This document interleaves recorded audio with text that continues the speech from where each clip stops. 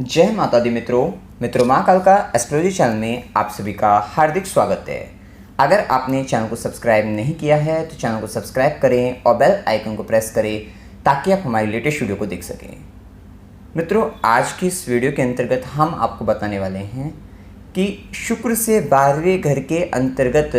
बैठे हुए ग्रह आपके विवाह होने के अंतर्गत बाधा का कार्य करते हैं।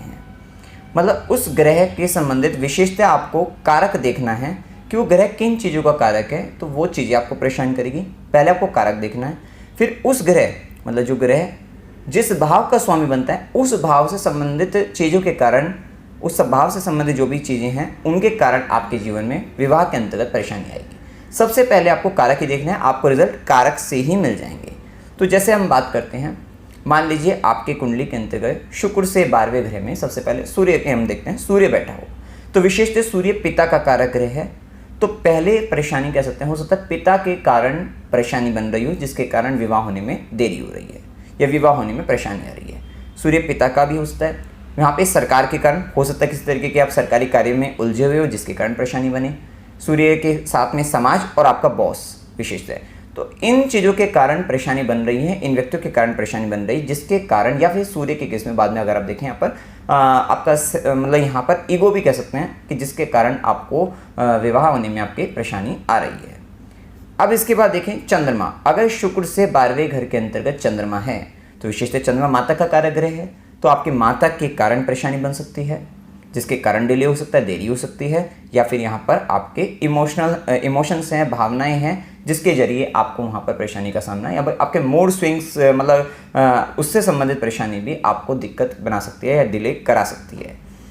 अब इसके बाद देखिए, विषय से पहले आपको रिश्ता जरूर देख लेना है, उस ग्रह से संबंधित रिश्ता आपके जीवन में बाधा डाल रहा है आपके विवाह होने के अंतर्गत। अगर हम मंगल को देखते हैं, शुक्र से 12वें घर में मंगल है तो मंगल आपका छोटे भाई बहन का कारक ग्रह है। तो यहाँ पर हो सकता है छोटे भाई बहनों के कारण परेशानी बने। मंगल के केस में प्रॉपर्टी भी हो सकती है और मंगल के केस में आपकी फिजिकल स्ट्रेंथ। कितनी बार क्या होता है कि फिजिकली हम किस प्रकार के दिख रहे हैं, बेसिकली ये भी हमारे लिए शादी के अंतर्गत, विवाह के अंतर्गत बाधा का कार्य कर देता है, तो ये भी एक कारण यहाँ पर हो सकता है। इसके बाद हम चलते हैं कि शुक्र के से 12वें घर के अंतर्गत यदि बुध ग्रह बैठा है तो बेसिकली बुध के केस में आपकी बहन के कारण, आपकी बुआ के कारण यहाँ पर परेशानी बन सकती है। तो पहले बहन, बुआ, या फिर बुध के केस में अगर आप देखें तो दोस्त भी हो सकते हैं। और फाइनेंस, विशेषतः फाइनेंस को भी देखेंगे। कितनी बार व्यक्ति सोचता है कि पहले इतना पैसा मैं अर्न कर लूँ, जमा कर लूँ, तब जाकर, या इतनी मेरी इनकम हो जाए तब मैं शादी करूँगा। तो ये कुछ रीज़न होते हैं और अक्सर आप भी देखते हैं कि इस तरीके के कारण पाए जाते हैं विवाह के में देरी के अंतर्गत, तो ये भी एक कारण हो सकता है। अब आगे बढ़ें तो शुक्र से 12वें घर के अंतर्गत यदि आप पाते हैं देवगुरु बृहस्पति को, तो विशेषतः देवगुरु बृहस्पति के अंतर्गत आपके यहाँ पर बड़े भाई बहन आ सकते हैं। यहाँ पर आपके लिए गुरु के केस में कोई ऐसा गुरु, स्पिरिचुअल पर्सन हो सकता है जिसके कारण शादी में बाधा उत्पन्न हो रही है, डिले हो रहा है, देरी हो रही है। क्योंकि कितनी बार क्या होता है कि आप जनकुंडली जिसको दिखाने जा रहे हैं, हो सकता है कि व्यक्ति काफ़ी मतलब कितनी बार क्या होता है व्यक्ति का ज्ञान ज़्यादातर उसके कारण भी परेशानी बन जाती है, डिले हो रहा है कि भाई आपकी नहीं मिल पा रही है। तो कहीं ना कहीं कौन नहीं मिला पा रहा है, तो देवगुरु बृहस्पति मतलब किसी स्पिरिचुअल पर्सन, किसी एस्ट्रोलॉजर, ये भी एक कारण, या फिर कहीं ना कहीं अन्य कोई हो सकता है कोई गुरु आपके किसी गुरु के आप शरण में हो, उन गुरु के द्वारा कोई नियम आपको दिया गया है कि इतने समय तक आपको विवाह नहीं करना, तो जिसके कारण मतलब कहीं ना कहीं आपको वो कुंडली में देखने को अवश्य मिल जाएगा कि शुक्र से 12वें घर में बैठा गुरु भी आपको अपने कारणों से, मतलब गुरु से संबंधित तत्वों से संबंधित आपको डिले, विवाह के अंतर्गत देरी या बाधा का काम वहाँ पे होता हुआ दिखाई देगा। तो ये भी एक स्थिति यहाँ पर आप देख सकते हैं। साथ ही आगे बढ़ें तो शनि की अगर हम देखें, शुक्र से 12वें घर में शनि, तो शनि के केस में हो सकता है कोई लंबा दुख, कोई लंबी बीमारी, या फिर चाचा के कारण, चाचा भी हो सकते हैं कि भाई चाचा के कारण कोई परेशानी बन रही हो, या फिर यहाँ पर जैसे मैंने बताया कोई लंबा दुख है, लंबी बीमारी है। और विशेषतः यहाँ पर शनि के केस में नौकरी, आपकी नौकरी या नौकर चाकर, तो नौकर चाकर के कारण कोई परेशानी बन रही हो। कितनी बार समय जीवन के अंतर्गत परिस्थिति पता नहीं किस किस तरीके का रूप धारण करती है कि कौन हमारे जीवन में बाधा डालने लगे,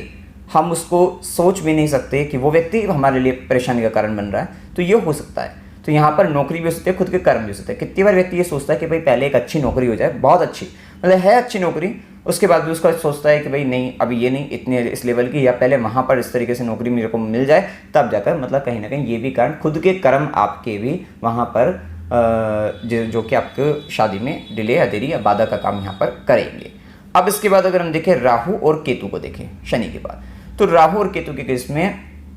यदि आपके शुक्र से 12वें घर में राहु बैठे हैं तो राहु के केस में आपके दादाजी के कारण हो सकती है डिले, देरी, बाधा, या फिर किसी तरीके का छल धोखा आपके साथ हो जाए, किसी तरीके का मतलब ये फ्रॉड चीट मतलब ये चीटिंग वगैरह इस तरीके की दिक्कत, या कोई गुंडा आपको मतलब किसी गुंडे के कारण भी कह सकते हैं, या कोई गलत व्यक्ति, गलत संगत या गलत तरीके का कोई आपका अनुभव रहा हो,